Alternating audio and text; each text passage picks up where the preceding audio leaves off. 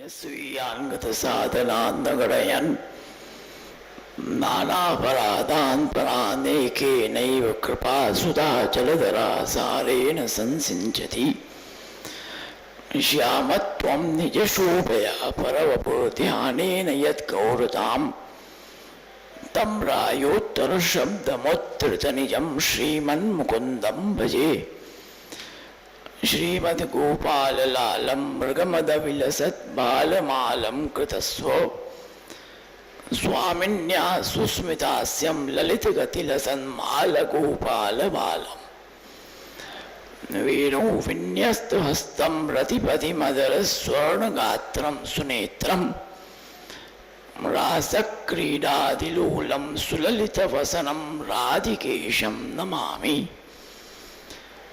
नमो नमस्तेस्तु वृषभाय सात्वतां विदूरकाष्ठाय मुहुक्कुयोगिनां निरस्तसाम्यातिशयेन राधसा स्वधामणि ब्रह्मणि रंसिते नमः। श्रीमदाचार्यचरणं शरणं सर्वदेहिनाम् अशेषदोषदहनं मस्तके राजतां मम।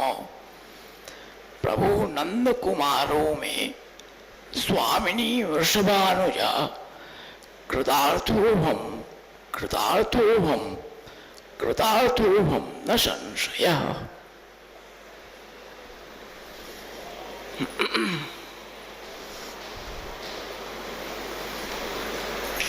सर्वप्रथम श्री मुकुंद गोपाल प्रभु के चरणों में नमन करते हुए जगत गुरु श्रीमद् वल्लभाचार्य के चरणों में साष्टांग दंडवत करते हुए श्री विठलेश प्रभु चरण के चरणों में नमन करते हुए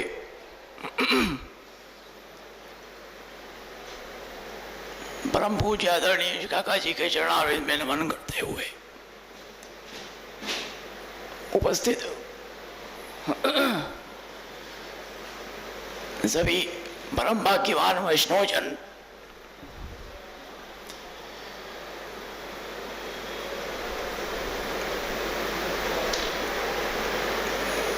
भगवत कृपा से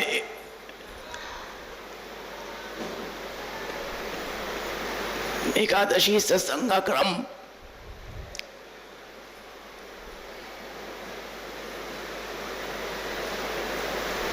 प्रभु की अत्यंत कृपा से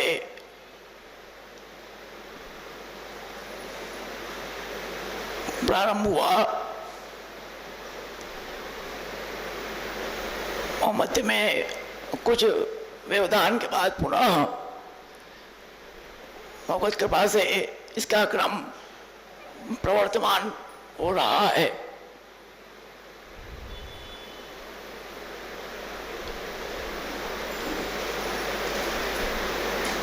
श्री रायचरण ने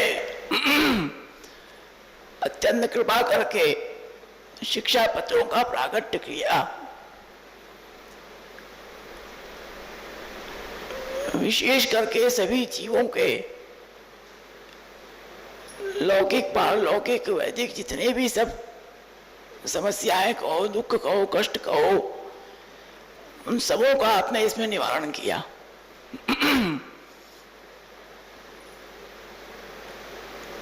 और वैसे शिक्षा पत्र केवल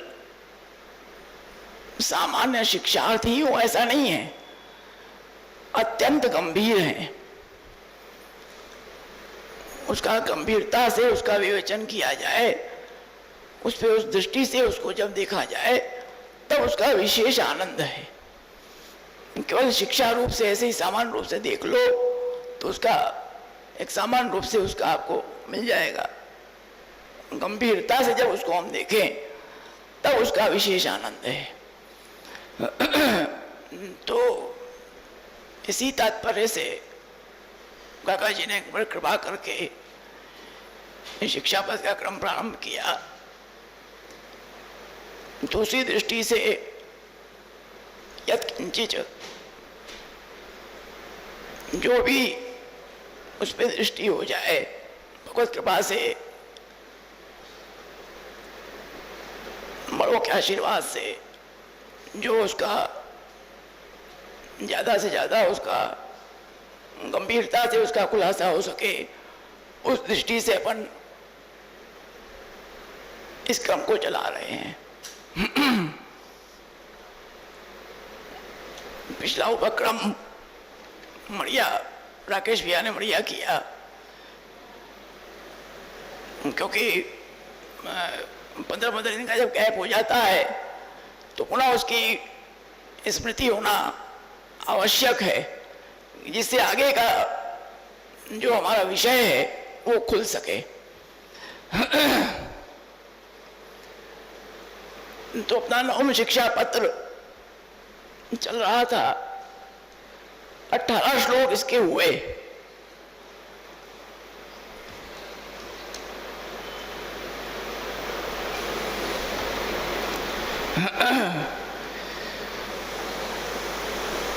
और 18 श्लोकों में प्रभु के स्वरूप का वर्णन और प्रभु की लीलाओं का वर्णन।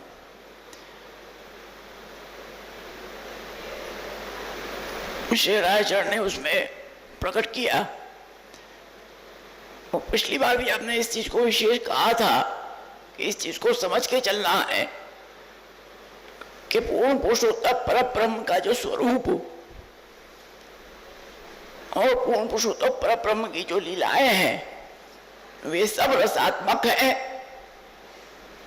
नित्य है और सदानंद है।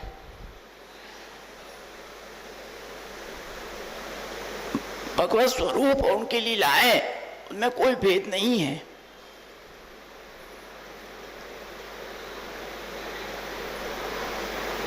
इसीलिए श्री प्रभुचरण ने भी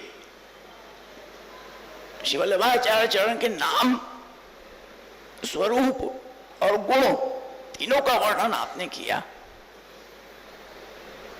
सबका एक ही स्वरूप है। जैसा आपका स्वरूप, जैसा आपका नाम, वैसी ही आपकी लीला। लौकिकवत नहीं है कि किसी का नाम कुछ होता है और उसकी क्रिया कुछ अलग होती है। लौकिक में इसकी संगति नहीं बैठ सकती, अलौकिक में ही बैठेगी। प्रभु का नाम गिरधारी है तो आपने गोवर्धन धारण किया है। आज भी आप गोवर्धन धारण करके नित्य विराज रहे हैं। भक्त रक्षा, तभी तो भक्तों की रक्षा हो रही है। तो भाई रक्षा करेगा कौन? प्रभु सर्वदा गोवर्धन धारण करके विराजे हैं, तब आज हमारी रक्षा हो रही है।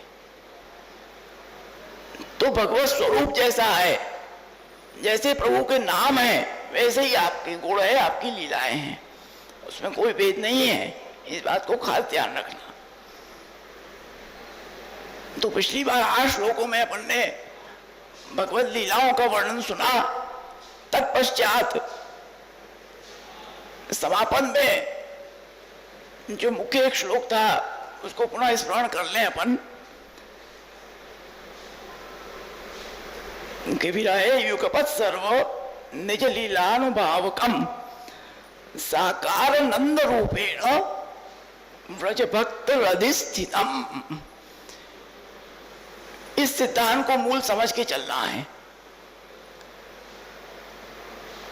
कि जितनी भी प्रभु का स्वरूप बताया और प्रभु की जो लीलाएं बताई, इससे हमको क्या समझना है कि जो पूर्ण पुरुषोत्तम परब्रह्म है वो साकार है, साक्षात स्वरूप से विराज रहे हैं। सब व्रज भक्तों के हृदय में विरात्मक स्वरूप से, साकार स्वरूप से आप वहां पर विराज रहे हैं। पिछली बार भी हमने कहा था कि जब आप व्रज भक्तों को, जब आप मथुरा पधार गए, जब उद्धव जी को आपने भेजा,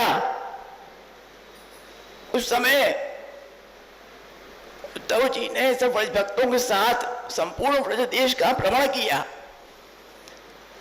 और तत्त स्थल पे जो व्रज भक्तों के हृदय में जो भावात्मक स्वरूप विराज रहा था विरह रूप से, वो स्वरूप वहां पर साक्षात प्रकट हुआ और वहां पर लीला हुई।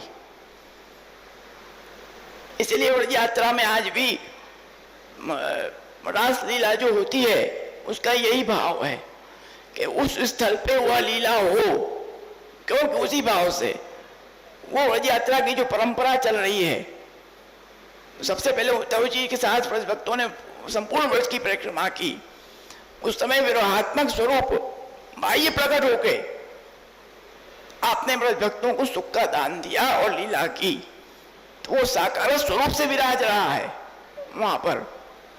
इस बात को हमको खास समझना है।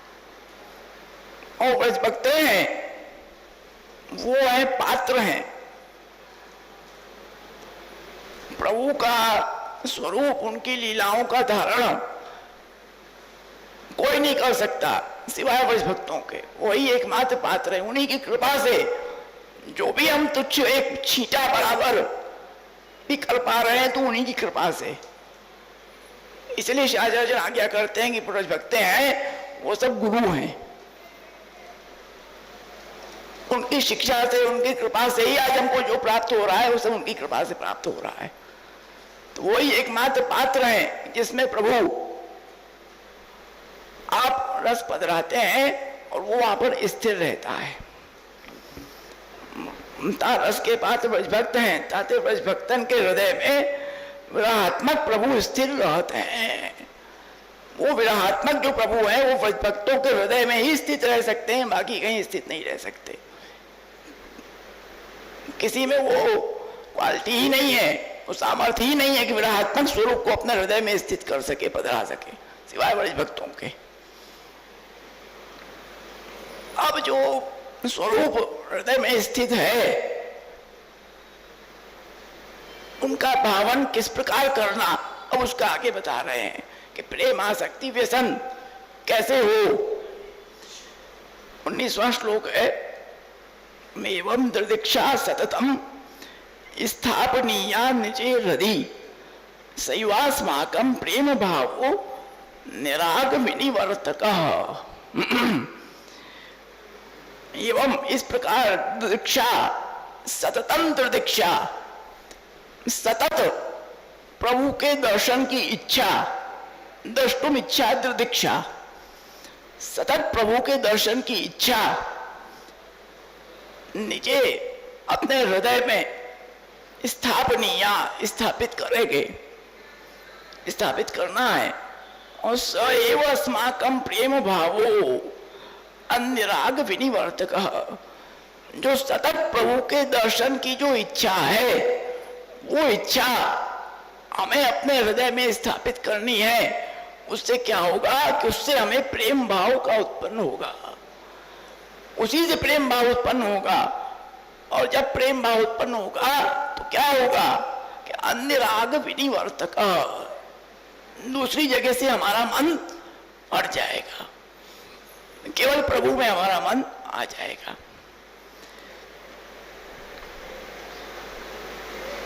श्री कृष्ण के दर्शन की इच्छा, यहां पर आप राय चरण काम पुरुषार्थ को बताते हैं। कामो अरे दृदीक्षा ही मोक्ष कृष्णस्य चेत ध्रुवम। काम पुरुषार्थ क्या है? सतत प्रभु के दर्शन की इच्छा। हमने मंगला के दर्शन कर लिए तब हो गया हमारा पूर्ण, अब कोई हमको जरूरत नहीं करने की। हम खाली भी बैठे हैं तो ऐसा करने, अरे कर चुके हैं अब क्या है, ये नहीं। सतत हमें दर्शन की लालसा बनी रहे, कब प्रभु का समय हो, प्रभु दर्शन दे जो हम दर्शन करने पहुंचे। सतत प्रभु के दर्शन की इच्छा, जब सतत प्रभु के दर्शन की इच्छा हमें होगी, जब होने लगेगी स्वतः, तब समझो कि हमें प्रभु में प्रेम हुआ। अगर नहीं है तो समझो कि आपको प्रभु के अंदर प्रेम नहीं है। और उसी से लगता हुआ क्या है कि जब सतत हमारे अंदर वो इच्छा जागृत रहेगी प्रभु के दर्शन की, तब क्या होगा कि हमारा दूसरे जितने भी हमारे दूसरे काम है, संसार के, घर के, वैदिक, लौकिक, जो भी, उसमें हमारा मन नहीं लगेगा। हमारा चित्त कहाँ रहेगा? कब प्रभु के दर्शन मिले, हम प्रभु के सन्मुख पहुंचे, स्वतः हमारा अन्य राग वहां से निवर्तित हो जाएगा। हम घर में रहेंगे जरूर, ऐसा नहीं घर छोड़ के चले जाना है हमको, मंदिर में बैठ जाओ, ऐसा नहीं है। घर में हम रहेंगे परंतु वहां पर हमारी कोई प्रीति नहीं रहेगी। हमारी प्रीति कहाँ रहेगी? केवल प्रभु के दर्शन में रहेगी। ये है प्रेम भाव। इसको अरुणाचल आज्ञा कर रहे हैं कि जब ये स्थिति हमारे हृदय में हो जाए तब समझो कि प्रभु के अंदर प्रेम हुआ।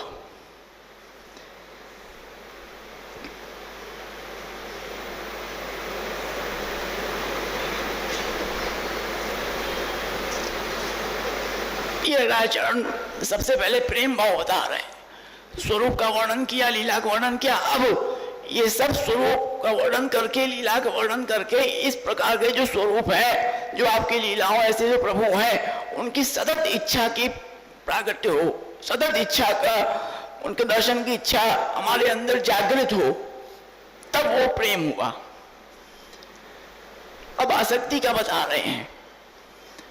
ततः स्याद आरती रधिका गेय देहिक बाधिका आसक्ति सैव मार्गेस्मिन् गृहस्था स्वास्थ्य कारिका। तथा जब ये प्रेम की स्थिति हो गई, अब इससे ऊपर क्या होगा इसके बाद? कि स्याद आरती अधिका, हमारी आरती और बढ़ेगी, प्रभु के दर्शन की आरती और ज्यादा बढ़ेगी। और फिर क्या होगा कि गेह देहिक बाधिका, जब हमारी आरती और बढ़ जाएगी तब क्या होगा कि घर में और देह में बाधाएं उत्पन्न होने लगेंगी। मतलब कि हमको वहां पर कुछ अच्छा नहीं लगेगा, न हमको घर में अच्छा लगेगा, न हमको अपने शरीर के लिए भी कोई अच्छा नहीं लगेगा कि हम ये करें, कि हम वो करें, ये करें, ये खाएं, ये कहें, कुछ अच्छा नहीं लगेगा। उस सबसे वहां बाधा आने चालू हो जाएगी। सैव मार्गेस्मिन्, जब ये वस्तु होने लगे इस मार्ग में, तब समझो कि आसक्ति है, तब प्रभु में आसक्ति हुई। गृहस्थ स्वास्थ्य कारिका, घर में स्थित जब होके वहां अस्वास्थ्यता आने लगे, घर में रह के भी स्वस्थता महसूस न करो। हम घर में रहें, संसार में रहें, सब जगह जाए आए, परंतु अस्वास्थ्यता रहे हमारे मन में, स्वस्थता न रहे, प्रसन्नता न रहे। अरे ठीक है चलो जाना है, वो आते हैं, मन मिजाज अपना वहां कैसे क्या होता है कि यहाँ अपना मन नहीं होता तो अपन जाते हैं, सब कुछ करते हैं, परंतु मन वहां नहीं लगता। घर में रहते हुए ही मन नहीं लगता, वहां मन नहीं लग रहा है, क्योंकि आसक्ति कहाँ है? कि प्रभु में है। ये आसक्ति का लक्षण है। तब हमारा वहां पर घर में, देह में, संसार में, वैदिक क्रियाओं में, सब में जो है कि मन वहां से हट जाए, अस्वास्थ्यता आ जाए।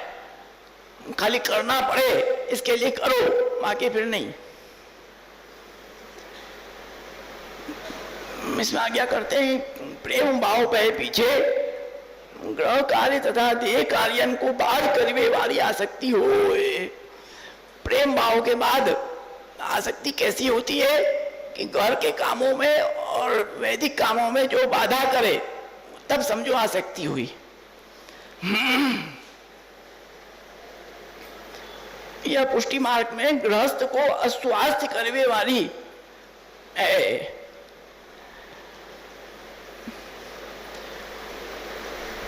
और जो आसक्ति है वो परम धर्म है। सो जाकी आरती प्रभु पर है, सो गृहस्थ घर में कैसे स्वास्थ्य रहे। और जो घर में स्वास्थ्य है, जाको ग्रह में स्वास्थ्य जाको मन है, सो वह पुष्टि मार्ग में कौन भांति स्वस्थ रहे। भाई अगर आप घर में अगर स्वस्थता महसूस करते हो, घर में आपका मन लग रहा है, संसारिक कामों में आपका मन लग रहा है, वैदिक रीति रिवाजों में आपका मन लग रहा है, तो इसका मतलब है कि आपके प्रभु का कार्य में, प्रभु की सेवा में मन लगना नहीं है। वो मन नहीं लग सकता, निश्चित बात है। दोनों जगह एक साथ मन नहीं लग सकता, ये स्पष्ट प्रमाण है इसका। अगर एक जगह वास्तविक मन लगा है तो एक जगह आपको अस्वस्थता होनी ही होनी है। अगर प्रभु में स्वस्थता है तो घर में अस्वस्थता रहेगी, अगर घर में स्वस्थता है तो प्रभु में सेवा में अस्वस्थता रहेगी, ये निश्चित बात है। और जब प्रभु में स्वस्थता रहे और घर में अस्वस्थता रहे तो समझो कि प्रभु ने कृपा करके आसक्ति का दान हमें किया, और आसक्ति है वो परम धर्म है, पुष्टि मार्ग में परम धर्म है। इसलिए आता है ना षोडश ग्रंथ में कि लौकिकत्वम वैदिकत्वम कापट्यात्, स्पष्ट राजाचरण आज्ञा करते हैं कि पुष्टि मार्गी को लौकिक में और वैदिक में कैसे करना, कि कापट्यात्, कपटता से करना। कपटता किसको कहते हैं? कपटता उसको कही जाती है कि जहां पर हम करें तो सही उस कार्य को, परंतु उसमें मन हमारा जरा भी ना हो, केवल करने क्रिया मात्र से हम करें। भाई उसने बुलाया, उसके यहाँ प्रसंग है, चलो जाना पड़ेगा, वो आते हैं, लेकिन हमारा मन वहां पर ना रहे, हम कपट करके जाएं, चलो दिखाने के लिए जा रहे हैं, वास्तविक नहीं जा रहे हैं, उसका मन रखने के लिए जा रहे हैं हम, ये हमारे अंदर कपट है। लौकिक में भी इसी प्रकार हमें करना है और वैदिक में भी इसी प्रकार करना है, क्योंकि वहां पर अगर हम मन से करेंगे तो यहाँ पर बाधा, प्रभु की सेवा में, प्रभु के भजन में बाधा उत्पन्न होगी। इसलिए वहां अगर मन लगा हुआ है तो वहां पर कभी स्वस्थता आ ही नहीं सकती है, ये निश्चित बात है। तासो देह संबंधी लौकिक वैदिक क्रिया भली भांति सो न बनेगी। जब आसक्ति हो जाएगी तो ये सहज है कि लौकिक वैदिक जितनी भी क्रिया है वो सहजता से नहीं बन सकती है, ये आसक्ति धर्म है। उसमें समस्या आनी ही आनी है, निश्चित बात है। चाहे अपन कितना भी मन को बनावे पर वहां समस्या उत्पन्न होगी, चाहे कोई सामने वाला समझ पावे कि ना समझ पावे, अपन ही समझेंगे परंतु बाधा उत्पन्न हो जाएगी। अब व्यसन बता रहे हैं कि व्यसन की स्थिति क्या है। परितापोदय तस्मात् सर्व विस्मृति कारक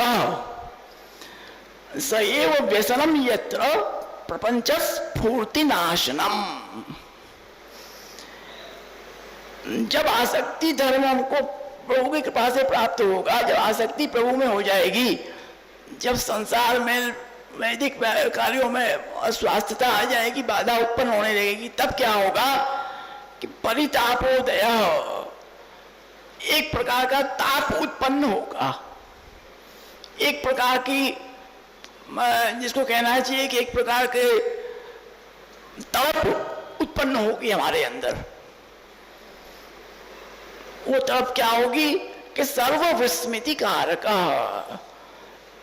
जब वो तड़प उत्पन्न होगी तो सब विस्मृति हो जाएगी, सब कुछ हमारा छूट जाएगा, फिर हमको कहीं अच्छा नहीं लगने वाला। जो हम बेमन से भी कर रहे हैं वो भी हम छोड़ देंगे, वो भी हम नहीं करेंगे।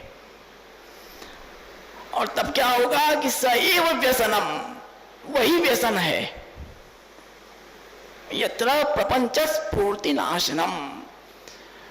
जब व्यसन हो जाएगा तब प्रपंच की स्फूर्ति का भी नाश हो जाएगा, ये है व्यसन। प्रपंच विस्मृति पूर्वक भगवत आसक्ति निरोध बताया है। प्रपंच की भी वहां पर विस्मृति हो जाए तब समझो कि व्यसन हुआ।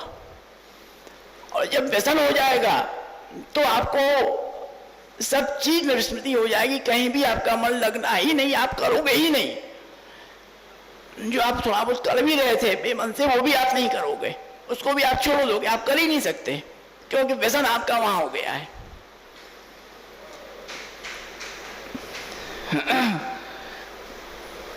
जब प्रभु दया करके आसक्ति के पश्चात प्रभु दया करके आरती दान करते हैं, विशेष विप्रयोग होए, ये आरती कैसी, तब कैसी है, विप्रयोग का दान। जब आसक्ति होती है ना, तब प्रभु विप्रयोग का दान करते हैं। जैसे कुम्मन दास जी, आपकी परम आसक्ति श्री गोवर्धन धर्म में, श्री गोवर्धन धर्म आपको विप्रयोग का आपको दान किया। श्री गोसाई जी आपको ले गए साथ में, नहीं तो गोसाई जी, क्या गोसाई जी नहीं जानते थे कि आपकी क्या स्थिति है? ऐसा तो था नहीं, श्री गोसाई जी जानते थे कि आपकी क्या स्थिति, आप नहीं रह पाएंगे। परंतु विप्रयोग का दान जो हुआ उसका ये स्वरूप है कि आप साथ में ले गए कि चलो कुमनदास जी साथ में हमारे साथ चलो परदेश। तो चले, केवल जतीपुरा से और अफसरा पे डेरा हुए और उत्थापन का राजभोग करके आए हैं। उत्थापन का समय हुआ और जैसे ही समय हुआ अश्रु की धार बहने चलेगी। कई दिन वह जो गए बिनु देखे, ये स्थिति। विरह का दान प्रभु ने किया, तो वो विरह का दान जब हुआ तब उनको कहीं श्री गोसाई जी के साथ थे। वो सोचो, किसी दूसरे के साथ नहीं थे, वो गोसाई जी के साथ थे, गोसाई जी के सम्मुखता में थे। पर उनको कहीं मन नहीं लगा। जैसे ही आज्ञा मिली दौड़ते हुए भागे सीधे गोवर्धन धरण के पास। ये स्थिति व्यसन की है। वहां सब कुछ विस्मृत हो जाता है, कुछ नहीं समझ में आता, केवल प्रभु जिसमें व्यसन है हमारा, बस वही समझ में आते हैं और कुछ नहीं दिखता। प्रपंच का भी वहां नाश हो जाता है, प्रपंच की विस्मृति हो जाती है, उसका नाश नहीं, उसकी विस्मृति हो जाती है। जब प्रभु विप्रयोग को दान करें, देह संबंधी सर्व कार्य की विस्मृति होए, तब विप्रयोग भयो जानिए। जब सब कार्य की विस्मृति हो जाए, बिल्कुल सब कार्य छूट जाए, पहुंचो, तब समझो कि व्यसन हुआ। यह व्यसन को स्वरूप है, ता व्यसन न करके प्रपंच की स्फूर्ति को नाश होए। अब यहाँ पे थोड़ा सा समझने का है कि प्रपंच की स्फूर्ति का जो नाश बताया है, प्रपंच है वो क्या है? पहले भी कई बार आ चुका है, काका जी बता चुके हैं कि प्रपंच का मतलब होता है, दार्शनिक भाषा में उसको कहते हैं जो पंच महाभूत, पृथ्वी जल तेज वायु आकाश, इसको कहा जाता है प्रपंच। तो जो प्रपंच है, प्रपंचो भगवत कार्य, ऐसी महापूजा क्या करते हैं? प्रपंच क्या है कि भगवत कार्य है। तो उसकी भी स्मृति हो जाना, अर्थात कि ब्रह्म दृष्टि का उत्कर्ष। जब सैद्धांतिक दृष्टि विचार करेंगे तो ब्रह्म दृष्टि का जब उत्कर्ष हो जाएगा, तब प्रपंच की भी स्मृति हो जाएगी। इसको भाष्य में श्री आचार्य चरण ने थोड़ा सा दिया है, उस पर थोड़ा सा अपन विचार कर, ज्यादा तो गहरे में नहीं उतरेंगे, बहुत गहरा विषय है। ब्रह्म सूत्र में सूत्र आता है कि ब्रह्म दृष्टि उत्कर्षात, ब्रह्म दृष्टि का जब उत्कर्ष हो जाना, जब ब्रह्म दृष्टि का उत्कर्ष हो जाता है, तब क्या स्थिति होती है कि वहां पर सब कुछ ब्रह्ममय हो जाता है। फिर उसको कुछ भी नहीं दिखता, सब कुछ ब्रह्ममय ही दिखता है। फिर वहां उसको ये जड़ वस्तु है, ये चैतन्य वस्तु है, कुछ नहीं समझ में आता है। केवल क्या समझ में आता है? ये ब्रह्म प्रभु है, भगवान है। ब्रह्ममय हो जाना, वो ब्रह्म दृष्टि का उत्कर्ष। परंतु इसमें ये समझने का है कि जब ब्रह्म दृष्टि का जो उत्कर्ष है, वो वहां पर ब्रह्मात्मकता का स्वरूप बताने के लिए होता है, उसको समझने के लिए होता है, न कि प्रतीक रूप से ब्रह्म का प्रतीक रूप है, इस प्रकार से ब्रह्म दृष्टि का उत्कर्ष नहीं होता। वो ज्ञान मार्ग में होता है, जो प्रतीकोपासना होती है। जब ज्ञान मार्ग में ब्रह्म दृष्टि का उत्कर्ष होता है, तो वहां पर क्या होता है कि प्रतीक रूप से ये सब ब्रह्म के प्रतीक हैं। और उनको मुक्ति प्राप्त होती है। वो सब ब्रह्म के प्रतीक रूप से उसको समझने लगते हैं। जब मुक्ति की स्थिति उसकी आ जाती है, ब्रह्म दृष्टि का उत्कर्ष जब उसका हो जाता है, परंतु श्री आचार्य आज्ञा करते हैं कि वहां पर जो ब्रह्म दृष्टि का उत्कर्ष है वो प्रतीक रूप से नहीं है। इस बात को ध्यान देना, किस रूप से, क्यों नहीं है? क्योंकि जो संपूर्ण शुद्धाद्वैत सिद्धांत में जो संपूर्ण जगत है, जो संपूर्ण चैतन्य रूप जो जीव है, वो सब ब्रह्मात्मक है, ब्रह्म से ही उत्पन्न है। जो कार्य है वो ब्रह्म रूप अपने कारण के अंदर समन्वित है। इस बात को खास ध्यान देना। प्रतीक रूप कहां होगा कि ज्ञान मार्ग में होगा। वहां पर ब्रह्म को, स्वयं ब्रह्म संपूर्ण जगत का कर्ता जो श्री आचार्य आज्ञा करते हैं कि ब्रह्म है, उसी से वही जगत रूप में परिणित होता है, वही संपूर्ण जगत का कर्ता है। परंतु वहां पर वो नहीं मानते, वहां वो माया संबंध से मानते हैं कि ब्रह्म तो जड़ है, कुछ नहीं करता है, माया सब करती है। परंतु इसको समझने की बात है कि अपने यहाँ क्या है कि सब कुछ ब्रह्ममय है। यहाँ पर पुरुषोत्तम जी आज्ञा करते हैं कि कार्यस्य कारणात्मकत्वेन प्रपंचस्य ब्रह्मात्मकतया वस्तुतो ब्रह्मात्मकत्वस्य श्रुत्य विपरीतत्वात्। जो कार्य है वो कारणात्मकत्वेन प्रपंचस्य, जो जगत कार्य है वो कारणात्मक है, ब्रह्म के अंदर ही है, ब्रह्म में ही है, इसलिए वो प्रतीक रूप से वहां नहीं हो सकता है।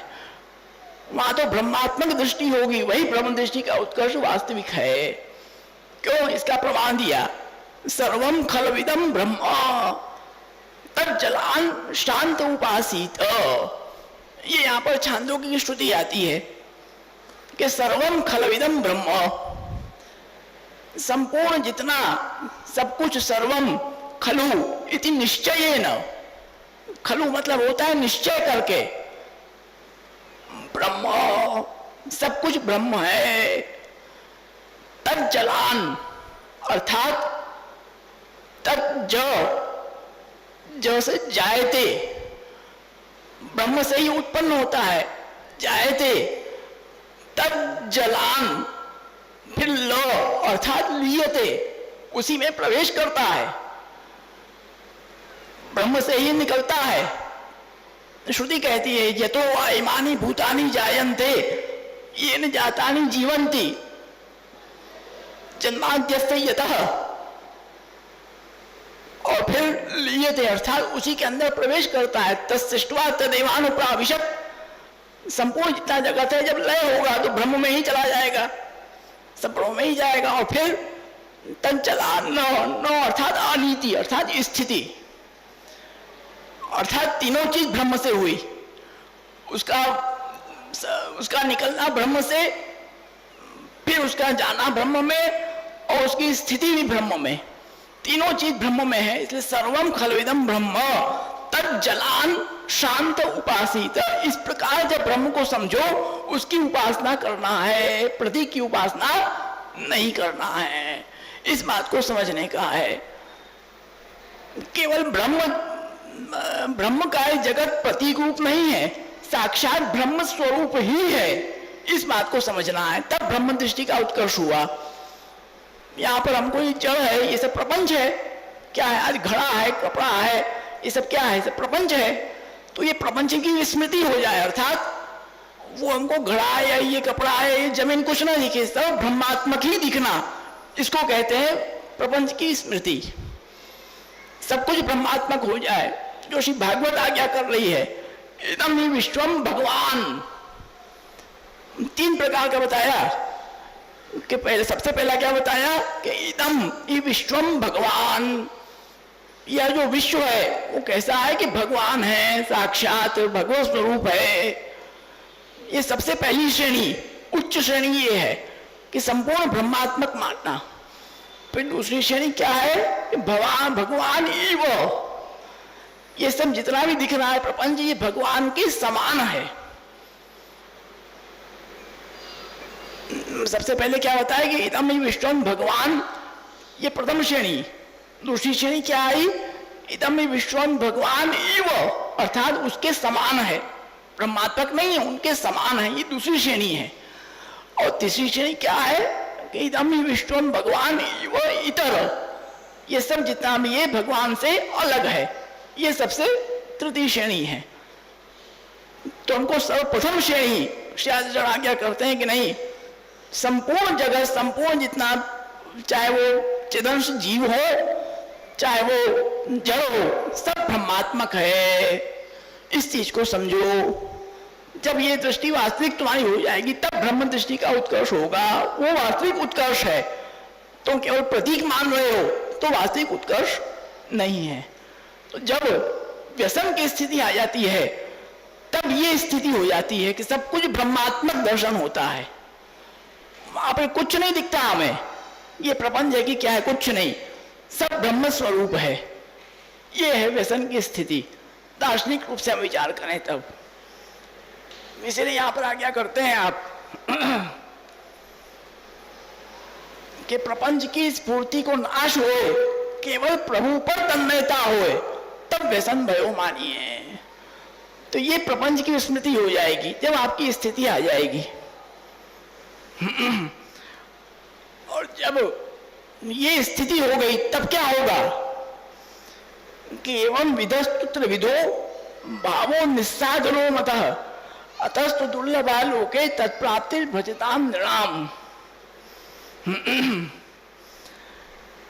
जब इस प्रकार प्रेम, आसक्ति और व्यसन जब आपकी स्थिति हो गई, तीनों हो गया, तब क्या होगा कि ये तीनों भाव का दाह जब हो गया तब निस्साधनता आपके अंदर स्वतः आ जाएगी। जब प्रेम, आसक्ति और व्यसन की स्थिति हो गई तब आपके अंदर निस्साधनता स्वतः प्रवेश कर जाएगी। अतस्तु दुर्लभा लोके तत्पात्र भजते नृणाम, वो बड़ी दुर्लभ है। इन तीनों भावों का दान, निस्साधनता आना बड़ा ही दुर्लभ है, जल्दी नहीं आता। जब प्रभु कृपा करते हैं तभी आता है। तब आज्ञा करते हैं कि या भांति मन वचन क्रिया करी, तीन प्रकार को भाव सिद्ध होए तब निस्साधन हो जाए। जब तीनों प्रकार का भाव, प्रेम, आसक्ति, व्यसन का सब सिद्ध हो जाता है तब वो निस्साधन हो जाता है। या भांति निस्साधन होए, या लोक में दुर्लभ निरंतर जो श्री कृष्ण की सेवा किए करे तब निस्साधन होए। इसका स्पष्ट प्रमाण श्रीमद् भागवत राज पंचाध्यायी।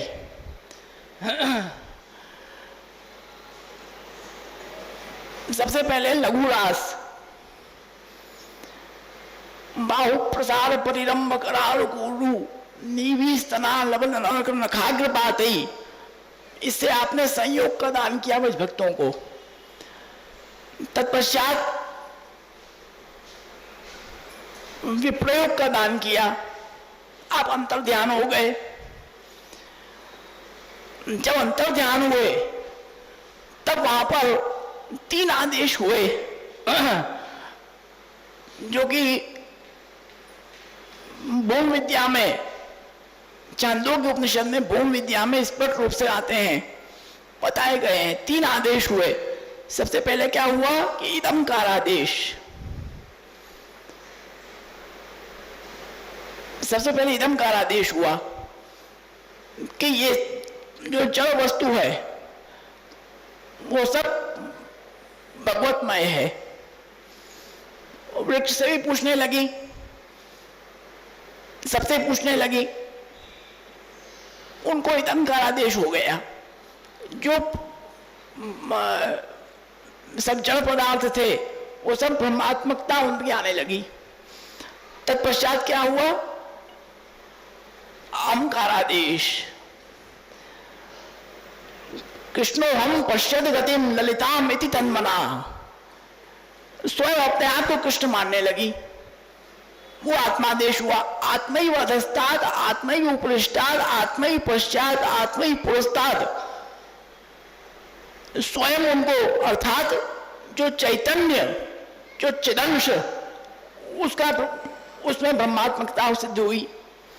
सबसे पहले सदंश में हुई, तत्पश्चात चिदंश में हुई, स्वयं को ही ब्रह्म मानने लगी और लीला करने लगी। जो लीला प्रभु ने की वही सब लीला स्वयं करने लगी। ये हुआ आत्मादेश। तत्पश्चात क्या हुआ? दूसरा हुआ अहंकारादेश, तब तीसरा हुआ आत्मादेश। वो क्या हुआ? आत्मैव अधस्तात् आत्मैव उपरिष्टात् आत्मैव पश्चात् आत्मैव पुरस्तात्। ये स्थिति आ गई उनकी ब्रह्म दृष्टि उत्कर्ष की।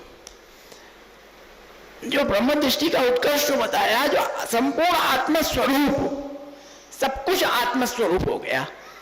इधर भी आत्मा है, उधर भी आत्मा है, पीछे भी आत्मा है, सब कुछ चारों तरफ ब्रह्ममय हो गया। जब ब्रह्ममय हो गया, जब तीनों भावों का दान उनको हो गया, तब उनकी स्थिति क्या हुई?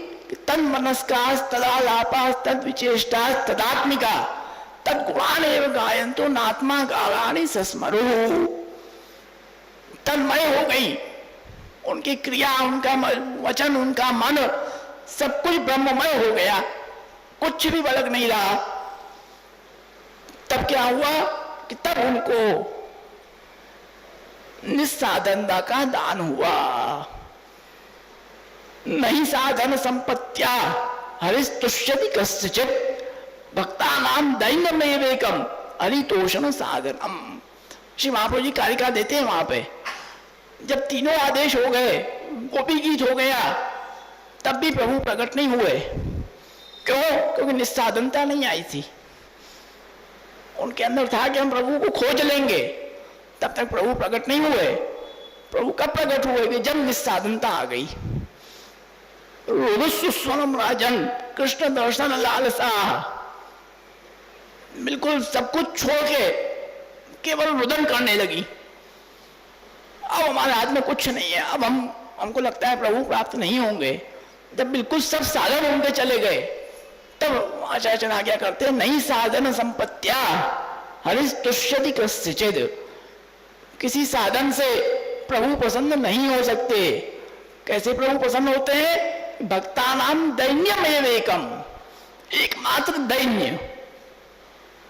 जब हमारे अंदर दैन्य आएगा, साधनता आएगी, दैन्यता आएगी, तब प्रभु प्रगटेंगे। तब जब दैन्य हुआ, तब वहां पर तासा मावे भूत छोरी स्मयमान मुखाम मुझो पीताम्र धरक सभी साक्षात मनमथ मनमथ। तब प्रभु वहां पर पधार गए। तो यहां पर यही आज्ञा कर रहे हैं, आपको निस्साधनता आवे। जब तीनों भाव प्राप्त हो जाए, तब वाकु निस्साधनता प्राप्त हो। तब निस्साधनता प्राप्त हुई, तब प्रभु का दर्शन हुआ, तब प्रभु पधारे, तब वो हमारी पूर्णता हुई। न तो पहले पूर्णता नहीं हो सकती। यह है व्यसन का स्वरूप। अब उसके आगे आज्ञा कर रहे हैं कि ये प्रकार, इस प्रकार का दान कैसे होगा। सब प्रकार तो बता दिया, लेकिन ये दान होगा कैसे जीवों में, कैसे हो सकता है? वो संभव नहीं है। तो आज्ञा कर रहे हैं कि नहीं, चक्रे करुणया कृष्णो भावात्मास्यम तथा विदम मूर्तिमत भाव संबंधात तत्प्राप्ति रीति वेदयः।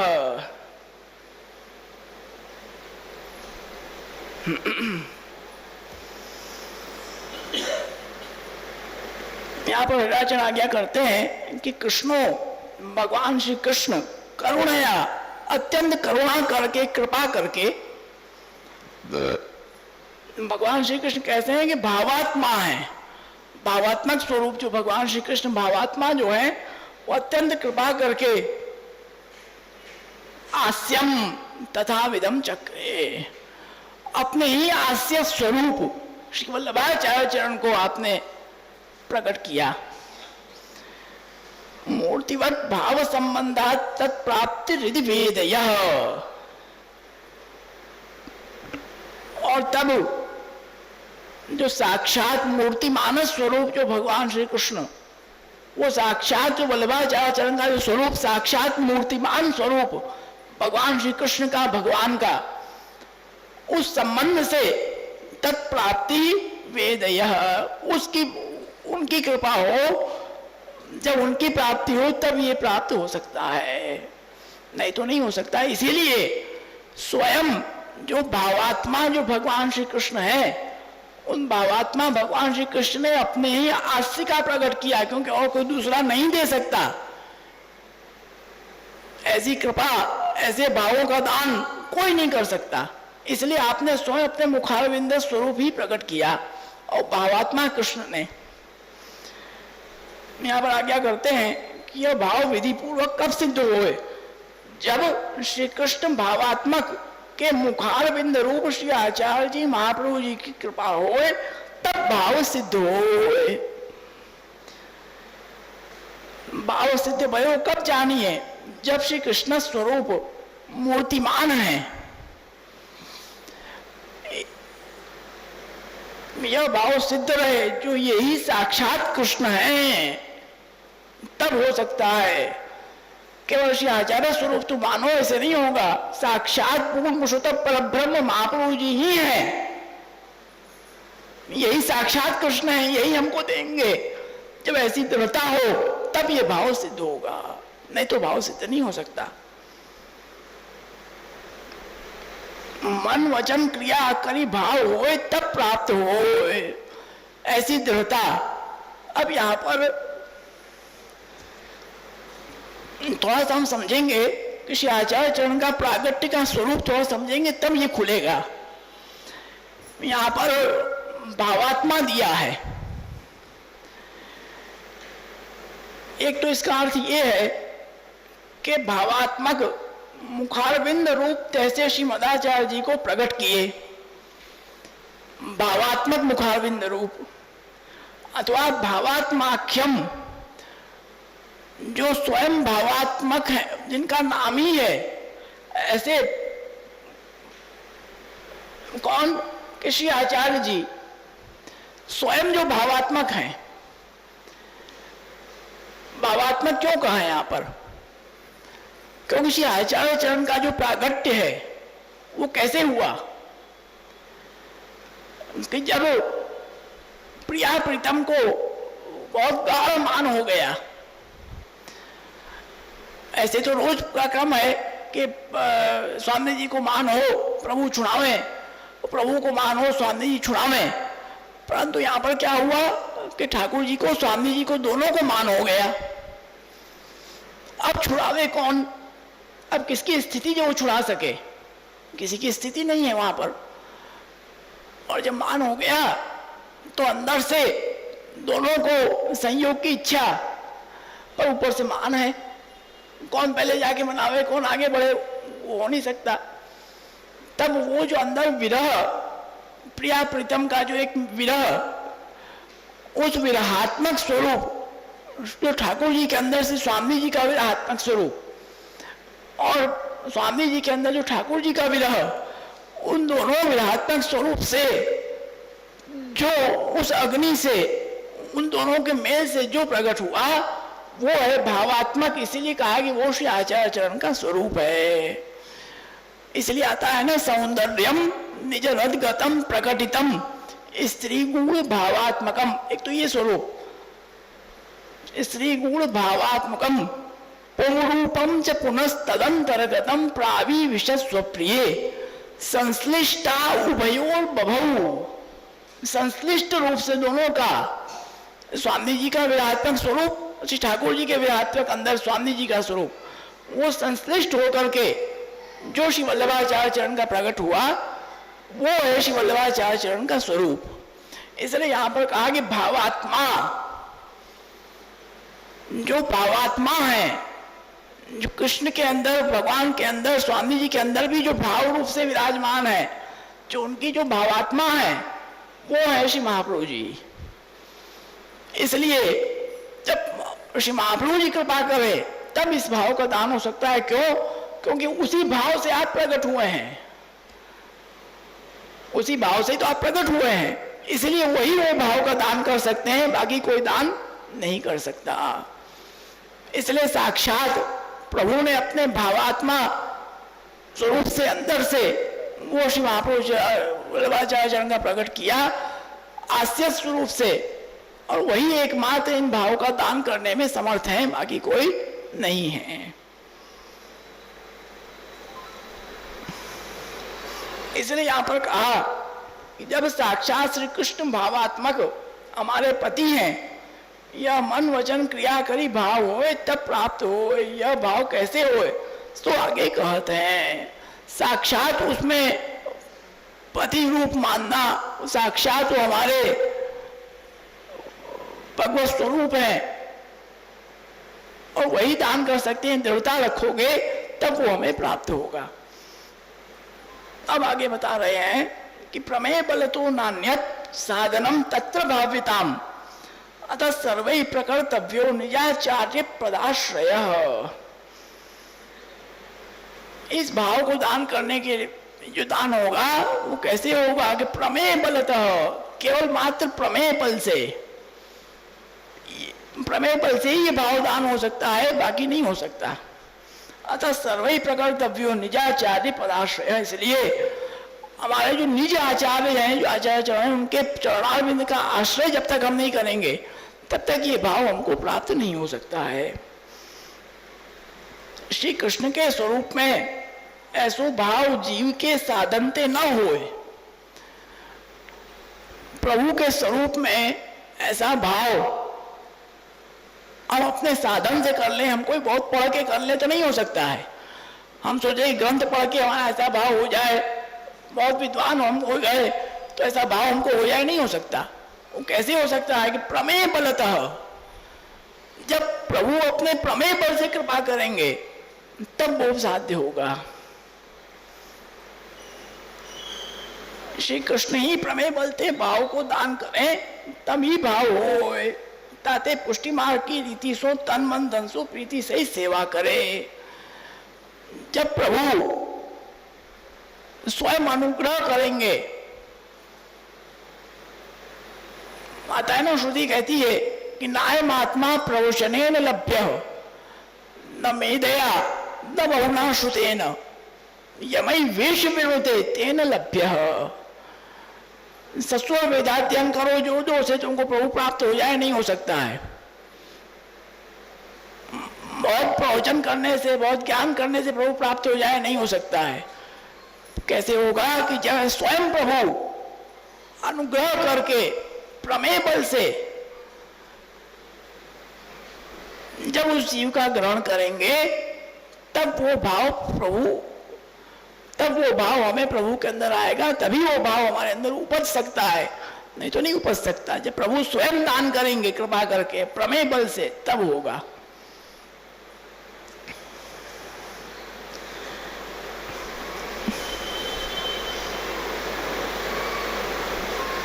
इसीलिए श्री वल्लभाचार्य चरण के आप साक्षात वही स्वरूप हैं, उनके चरण कमल का आश्रय हमें सतत करना है कि जिससे वो कृपा करके हमें इस प्रकार का आसक्ति व्यसन, प्रेम आसक्ति व्यसन निस्साधनता का दान हमारे अंदर हो सके।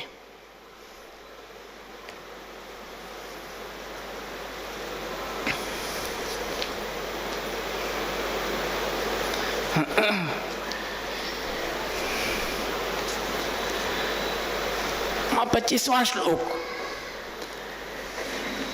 तद भावे न वही भावी फल में तन्न संशय अतएवास्मदीशेस्तु ग्रंथे श्री वल्लभाष्टके। इसमें दो श्लोक एक साथ हैं। स्वामी श्री वल्लभेते पद्ये खिल मुदीरितम तदाश्रयो न वचनहि किंतु मूर्तन मार्ग निष्ठया।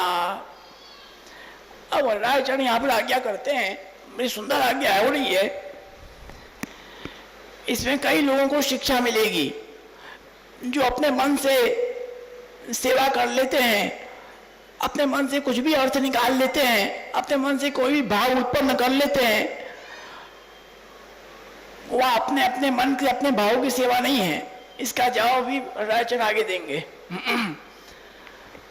तद भावे, जो पहले बताया, इस प्रकार चरण कमल का आश्रय अगर हम नहीं करते हैं तो क्या होगा, न भावी, तो हमें इसका दान नहीं हो सकता है, इसमें कोई संशय नहीं है। अगर जब तक हम चरण कमल का आश्रय नहीं करेंगे तब तक हमें निस्साधनता का जो दान है वो प्रभु हमें नहीं कर सकते। श्याचार्य चरण के कमलों में, उनके चरण कमल में जब दृढ़ आश्रय करेंगे, विश्वास रखेंगे, तब हमें निस्साधनता का दान होगा।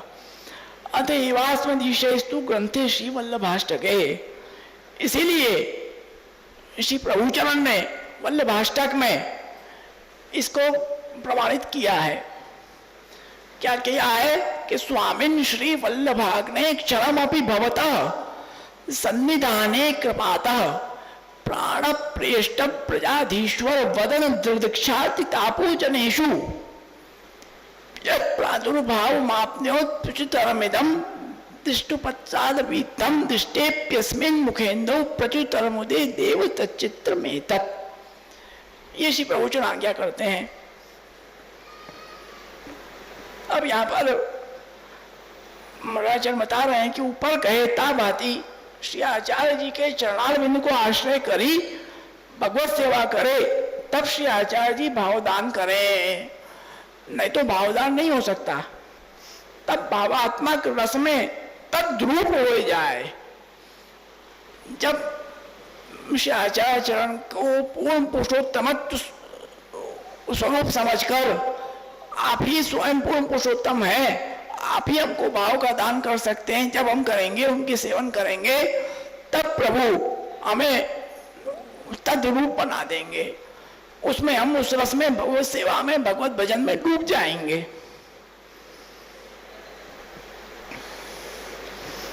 तब यह पुष्टिमार्ग फल की निश्चय प्राप्ति हो जाए। अब इसको श्री वल्लभाष्टक में आप आज्ञा करते हैं, कैसे कि स्वामी श्री वल्लभाग्ने, जो हमारे स्वामी कौन के श्री वल्लभ रूप अग्नि स्वरूप जो वल्लभ है, वो क्षणमपि भवतः, उनके क्षण मात्र से सन्मुखता से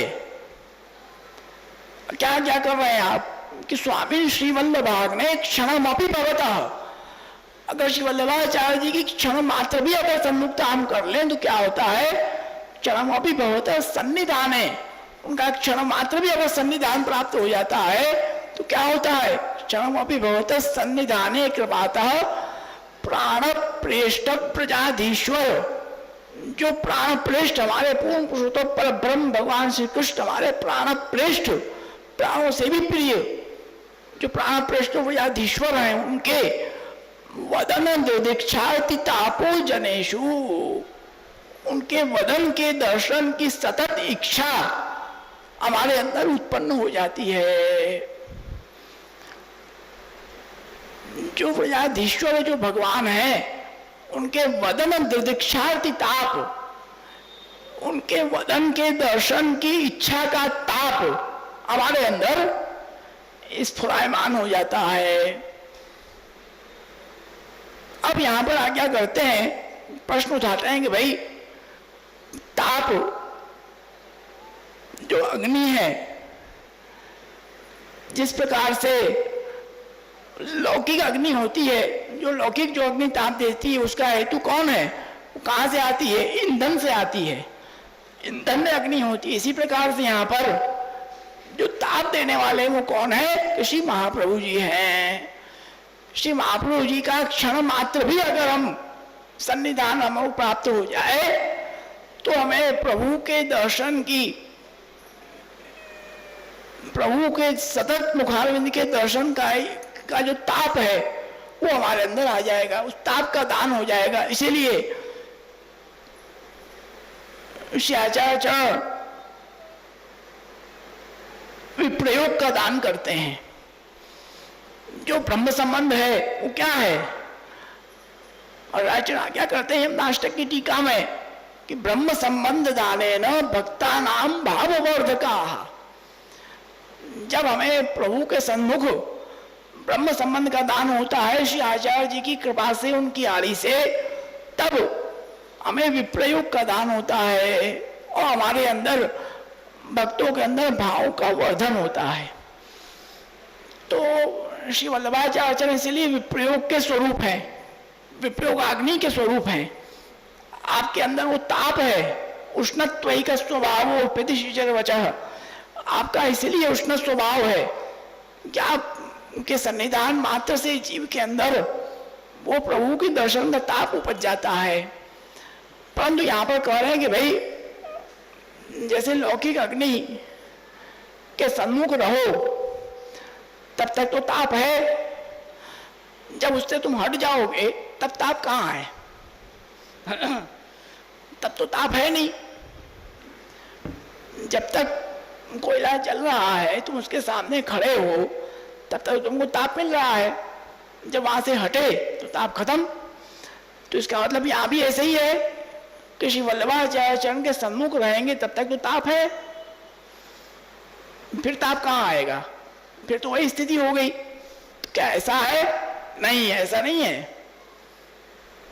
ये लौकिक अग्नि स्वरूप श्री वल्लभाचार्य चरण की अग्नि नहीं है आपकी, इस बात को ध्यान रखो। यह लौकिक अग्नि है। ये कैसी है? यत् प्रादुर्भाव मापनोत् विचित्रमिदम्। जब हम श्री वल्लभाचार्य चरण के सन्मुख में खड़े हैं तब तो उनकी कृपा से हमको जो दान हो जाता है, वो जो दान हमारे अंदर हुआ वो सतत प्रवर्तमान रहेगा। ऐसा नहीं कि तुम वहां से हट गए कि सन्मुख तुम नहीं हो तो तुमको ताप नहीं होगा, ऐसा नहीं है। ये लौकिक अग्नि नहीं है, यह लौकिक अग्नि है। क्षणमपि भवतः सन्निधाने कृपातः प्राण प्रेष्ठ प्रजाधीश्वर पदंत दीक्षाति तापो जनेषु यत् प्रादुर्भाव मापनोत्पिचितरमिदं यत्तु दृष्टान पीठम दृष्टेप्यस्मिन् मुखेन्दौ प्रचुरतरमुदे देव चित्रमेतद्। एक बार भी हमको अगर सन्निधान वो प्राप्त हो गया प्रभु महाप्रभु जी का, उन्होंने आपने अगर ताप का दान कर दिया तो हमारे अंदर वो ताप स्थित हो गया। अब वह सन्मुख है कि नहीं है इससे फर्क नहीं पड़ता है, वो सतत हमें ताप होगा। वो उसका दान हो गया सतत, फिर उसको हमको उसकी जरूरत नहीं कि हम सन्मुख ही खड़े रहें तो ही दान होगा, ऐसा नहीं है।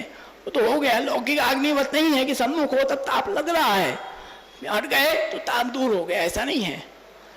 यहाँ तो सतत ताप की आवश्यकता है। अगर ताप चला जाएगा तो मतलब ही क्या है?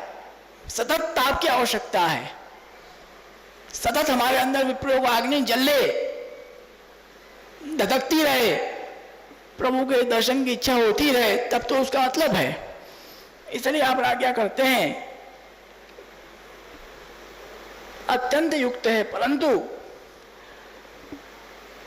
जब पाछे हूं, जब श्री महाप्रभु जी के सन्मुख हैं, तब मुखारविंद के दर्शन की इच्छा आरती भक्त जनन में प्रकट होए सो तो अत्यंत युक्त है। परंतु जो पाछे हो या मुखारविंद रूप चंद्र दृष्टि भय और अति आरती उत्पन्न हो, यह आश्चर्य है कि भाई अग्नि के सन्मुख रहो तब तक ताप लगे, ये तो ठीक है, उसके हटने के बाद भी ताप रहे, ये बड़े आश्चर्य की बात है। ये श्री वल्लभाचार्य चरण का स्वरूप है, क्योंकि वो अलौकिक अग्नि है। इसलिए यहाँ पर कहा कि इंदु का दिया उदाहरण दिया है, दृष्टेप्यस्मिन् मुखेन्दौ प्रचुर तरमुदे। जो चंद्रमा होता है वो ताप हारक होता है। जब हमारे अंदर ताप होगा, जब हमारे अंदर श्री महाप्रभु की कृपा से जब ताप का दान होगा, तब प्रभु के जब हम उस ताप से मुखारविंद के जब दर्शन मिलेंगे, हमको बिल्कुल विप्रयोग अग्नि में जलते हुए हम होंगे, और तब प्रभु के जब मुखारविंद के दर्शन मिलेंगे, तब क्या होगा कि वो मुखारविंद कैसा है कि चंद्रमा के समान है। आपके अंदर जितना भी ताप होगा उस ताप को आपको सब हरण करके प्रभु शीतलता प्रदान कर देंगे, क्योंकि चंद्रमा है वो शीतल होता है।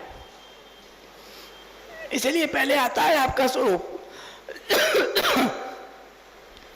कि उष्णत्व एक स्वभावो प्रति शिशिर वचः उंज पीयूष वृष्टि। आपका स्वभाव तो उष्ण है परंतु शिशिर वचः आप शीतलता प्रदान करते हैं। जिस प्रकार, इसलिए आपको चंद्रमा का उदाहरण दिया। चंद्रमा होता है वो जल में होता है और शीतल, वहां शीतलता होती है। जब उष्ण रूप से हम प्रभु के दर्शन करें तो प्रभु जब दर्शन दें तो इंदु रूप हमें ताप का हरण होकर शीतलता प्रदान हो जाए। इसलिए यहाँ पर कहा कि ये आचार्य चरण के कृपा के बिना हमको इसका दान नहीं हो सकता।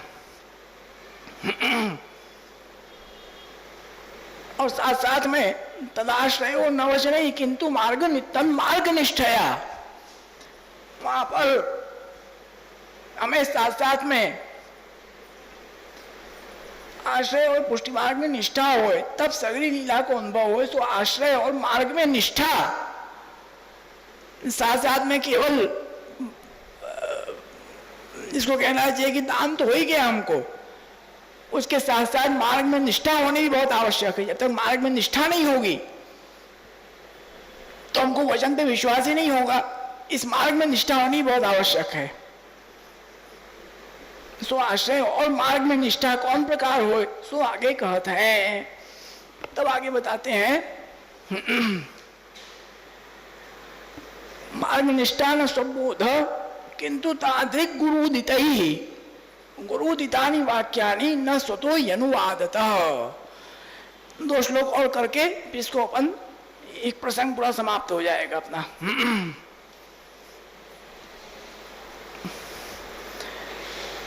मार्ग की निष्ठा कैसे हो, तो बताया मार्ग निष्ठा न स्वबोध, हमारे खुद के ज्ञान करने से मार्ग की निष्ठा नहीं होगी। जीव अगर स्वयं चाहे कि हम ज्ञान प्राप्त करके पुस्तक पढ़ के अपने मार्ग में निष्ठा कर ले, वो संभव नहीं है। वो कैसे संभव है, किंतु तादृक गुरु उदित ही, जो तार्किक ऐसे जो गुरु हैं, श्री वल्लभाचार्य चरण है, वो जब कृपा करेंगे तब मार्ग में निष्ठा संभव है। और गुरुदितानि वाक्यानि न सतो यनुवादतः, जो श्री वल्लभाचार्य चरण ने कृपा करके जो अपने ग्रंथ प्रकट किए हैं, जो ग्रंथों के माध्यम से जो आपने आज्ञाएं की है, उन वाक्यों को ही अनुसरण करे, अपने मन से कोई भी अनुसरण न करे।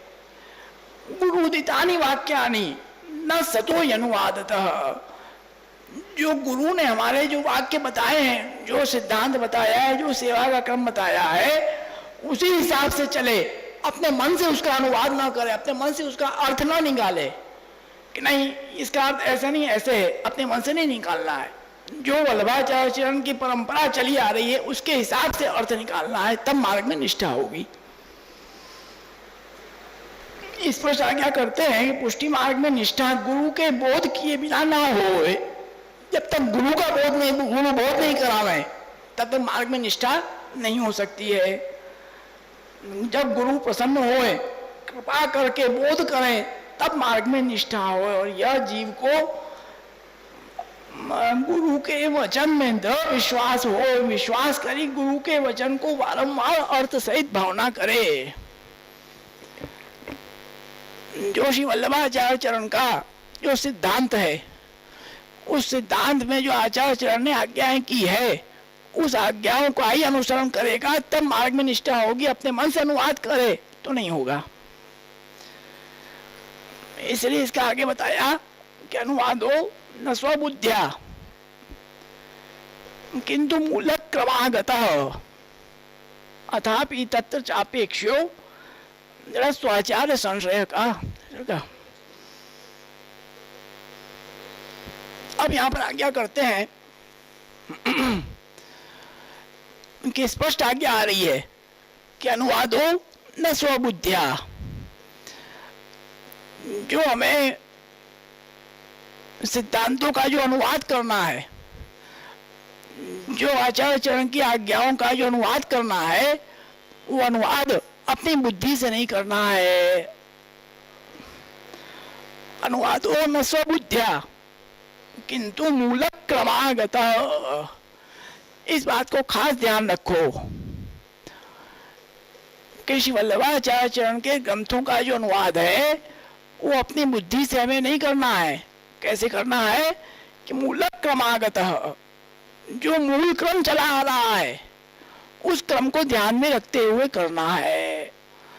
जो मूल परंपरा, जो मूल क्रम आ रहा है साथ में, उस क्रम के अनुसार उसका अर्थ बैठाना है। अपने मन से अर्थ नहीं बैठाना है हमें, जैसे आजकल होता है ना, अपने मन से अर्थ निकाल लिया, ऐसे नहीं।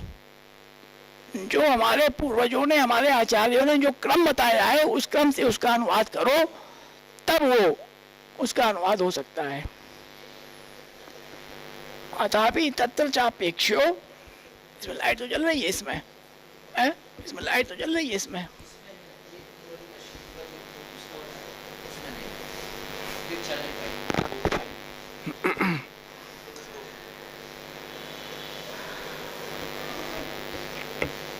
अथापि तत्र चापेक्षो दृश्वाचार्य संश्रयः।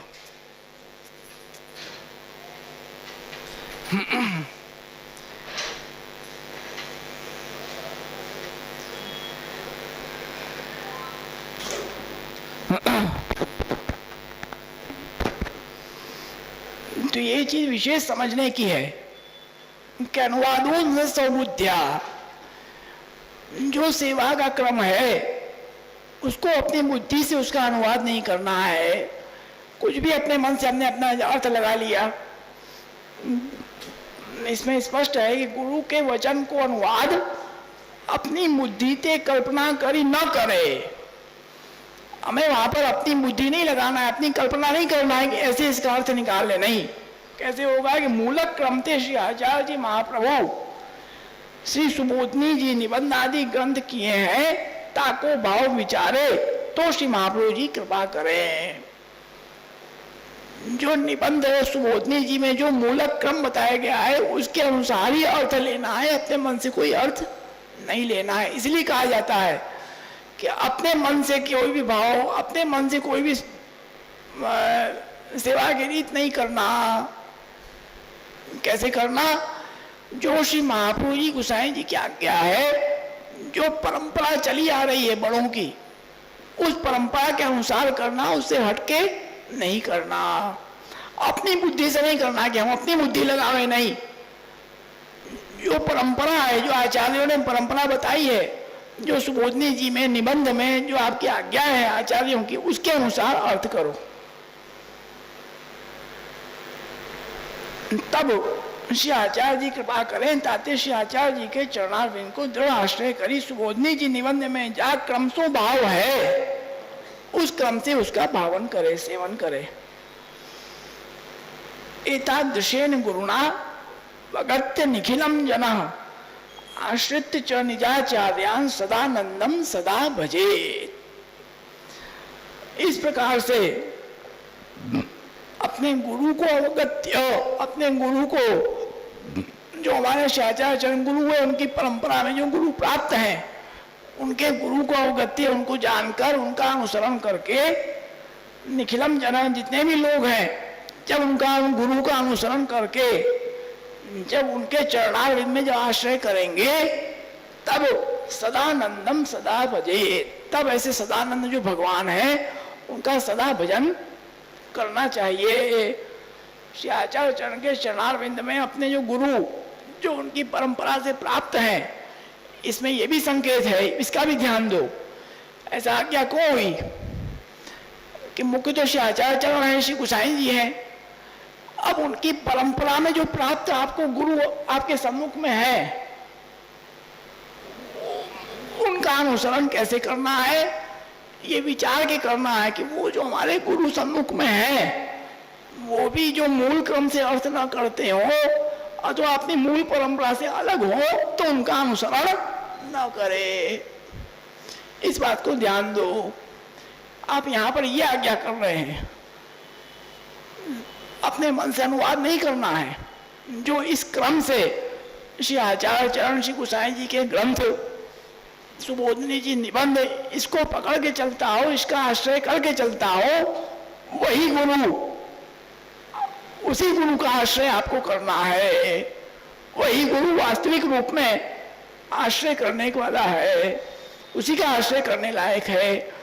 जो श्री आचार्य चरण गोसाई जी के ग्रंथों की परंपरा को न लेते हुए अपने मन से कुछ भी लगा दे, अपने मन से आपको कोई उपदेश दे, तो आप उसका उपदेश स्वीकार कदापि न करें, चाहे वो कोई भी हो, चाहे गोस्वामी बालक ही क्यों ना हो, उसका आपको क्या नहीं करना है। उनके ग्रंथों के अनुसार, उनकी आज्ञाओं के अनुसार, उनके ग्रंथों के अनुसार आपको शिक्षा दे रहा है, उनके हिसाब से चल रहा है, तो आप उसका आश्रय करिए। क्योंकि आजकल स्थिति ऐसी है कि अपने मन से वैष्णवों को बहुत भटकाया जा रहा है। मंदिर मत जाओ, मंदिर की सेवा नहीं करना, अपने घर की सेवा करो, घर की सेवा मुख्य है, मंदिर का प्रसाद नहीं लेना, ये सब बहुत भटकाया जा रहा है। इसलिए उसको कदापि उसका अनुसरण करना उचित नहीं है। क्यों? क्योंकि श्री आचार्य चरण की आज्ञा वो नहीं है। जो श्री आचार्य चरण की आज्ञा है, उनके ग्रंथों में जो आज्ञा है, उसके आज्ञा का अनुसरण करते हुए जो कहे उसको स्वीकार करो। इस तरह से जब कोई वैष्णव गुरु की आज्ञा प्रमाण समग्र जानी के चले, तो श्री आचार्य जी महाप्रभु अपनो आश्रय निश्चय ही दे हैं, या में कोई संदेह नहीं। सदा आनंद रूप श्री आचार्य जी हैं, वो भाव से भजन करे, और लौकिक वैदिक में आनंद तुच्छ है, सदा नहीं। लौकिक में विषयादिक सुखता करी नरक में जाए, ऐसो मान के जब भजन करे, लौकिक वैदिक सब तुच्छ है। प्रभु सदानंद रूप है, आपकी लीला सदानंद रूप है, आपका आश्रय ही एकमात्र मुख्य है, आपकी लीलाओं का अनुसरण ही एकमात्र हमारा मुख्य ध्येय है। इसको मान के हम प्रभु की सेवा करें, प्रभु का भजन करें, तब हमको इस भाव का दान हो सकता है। ये 29 श्लोक अपने आज संपूर्ण हो गए, 35 श्लोक है, 6 श्लोक बचे हैं। अगली एकादशी में ये शिक्षा पत्र समाप्त हो जाएगा, अपना 9वां शिक्षा पत्र। और साथ साथ आज जो एकादशी है, चातुर्मास नियमारंभ की एकादशी है। अब चातुर्मास आज से प्रारंभ हुआ।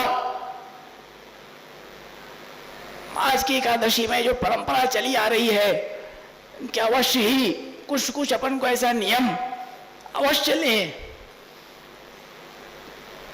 लौकिक में मत ले लेना, रोज पिक्चर देखना है, रोज ये देखना है, सब ये मत ले लेना कि रोज 1 घंटा मोबाइल देखेंगे आज से हम, ऐसी सब मत ले लेना नियम।